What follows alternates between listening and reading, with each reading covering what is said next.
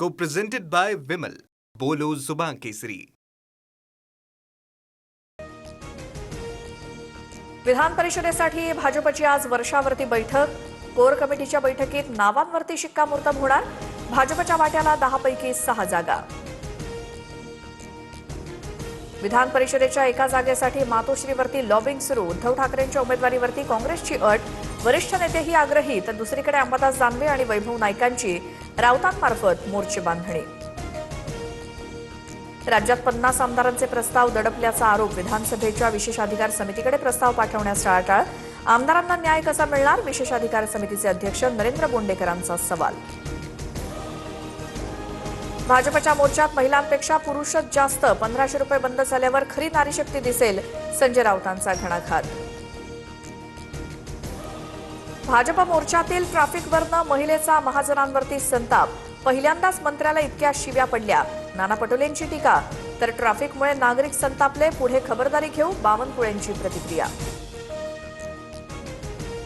मुख्यमंत्री स्वतः सिरियल लायर. सगळे रेकॉर्ड असताना खोटं कोण बोलतंय? महिला आरक्षणाच्या विधेयकावरनं नाना पटोलेंचा सवाल. महिला आरक्षणासाठी लोकसभेच्या 850 जागांची अट. 2023 मध्ये कायदा मंजूर झाला तेव्हा 850 जागांचा हिशोबच नव्हता. 850 जागांचा आकडा खराब न दिलाय का? संजय राऊतांचा सरकारला खोचक सवाल.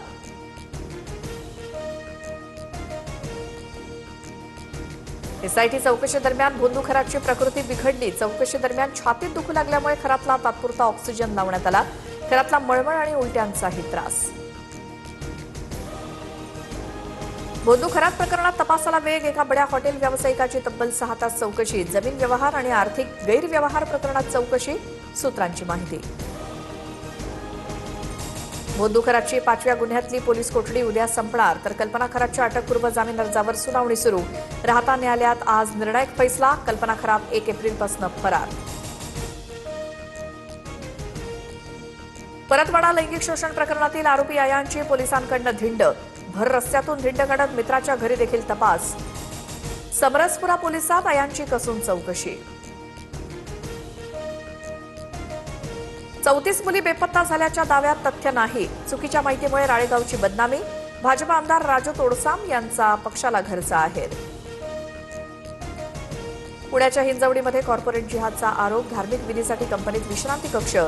मर्यादित कर्मचाऱ्यांनाच कक्षात प्रवेश दिल्याची बाब. माधुरी मिसाळ यांचं पुणे पोलीस आयुक्तांना पत्र. कारवाईची मागणी. पीसीएस प्रकरणातील आरोपींचा जामीन अर्ज न्यायालयानं फेटाळला. आरोपी विरोधात बलात्कार, अॅट्रॉसिटीसारखे गंभीर गुन्हे. संशयित आरोपी दानिश एजाज शेखचा जामीन अर्ज न्यायालयानं फेटाळला. नाशिक टीसीएस प्रकरणात एसआयटी हेल्पलाईनवरती तक्रारींचा पाऊस. धार्मिक भावना दुखावल्याच्या 20हून अधिक तक्रारी. मात्र पुराव्यांअभावी कारवाईत अडचणी. धर्मांतर आणि छळवणुकीच्या तक्रारीनंतर सरकार ॲक्शन मोडवर. आयटी कंपन्यांमधील तक्रारींसाठी सीआयएस प्रणाली सज्ज. आयटी कर्मचाऱ्यांवर जबरदस्ती खपवून घेणार नाही. कामगार मंत्री आकाश फुंडकरांचा इशारा. नागपूर एनजीओ धर्मांतरण प्रकरणात फॉरेन फंडिंगचं कनेक्शन. अमेरिकेतून निधी मिळाल्याची पोलीस तपासात माहिती समोर. आरोपी रियाज काझीनं समाजसेवेचं ढोंग करत फसवणूक केल्याचा आरोप. 4 मुलींच्या विनयभंग प्रकरणात गुन्हा दाखल. महिला विधेयकावरील काँग्रेसच्या भूमिकेवरनं भाजप आक्रमक. राज्यात ठिकठिकाणी भाजपचं आंदोलन. राहुल गांधींची प्रतिमा जाळून निषेध व्यक्त. जम्मू काश्मीरमध्ये हाय अलर्ट. पहलगाम हल्ल्याच्या वर्षपूर्तीनिमित्तानं सुरक्षा दलाची खबरदारी. वैष्णोदेवी मार्गावर ड्रोनची नजर. पर्यटकांच्या सुरक्षेसाठी क्यूआर कोड आणि आधुनिक यंत्रणेचा कडा पहारा. पहलगाममधील दहशतवादी हल्ल्याला 1 वर्ष पूर्ण. पर्यटनावरती हल्ल्याचा मोठा परिणाम. 75% पर्यटक घटले. अनेक पर्यटन स्थळं बंद. स्थानिकांमध्ये अजूनही भीतीचं वातावरण. देवस्थान इनाम जमिनींबाबत येत्या अधिवेशनात कायदा करणार. महसूल मंत्री चंद्रशेखर बावनकुळे यांची माहिती. शेतकऱ्यांना दिलासा. राज्यामध्ये 2 दिवस वादळी वारे, गारपीट आणि पावसाची शक्यता. मध्य महाराष्ट्र, विदर्भ, मराठवाडा आणि कोकणात पावसाचा इशारा. तर मुंबईत उकाडा वाढला. पुढचे 4 ते 5 दिवस हवामानातले बदल कायम. Co-presented by Vimal. बोलो जुबान केसरी.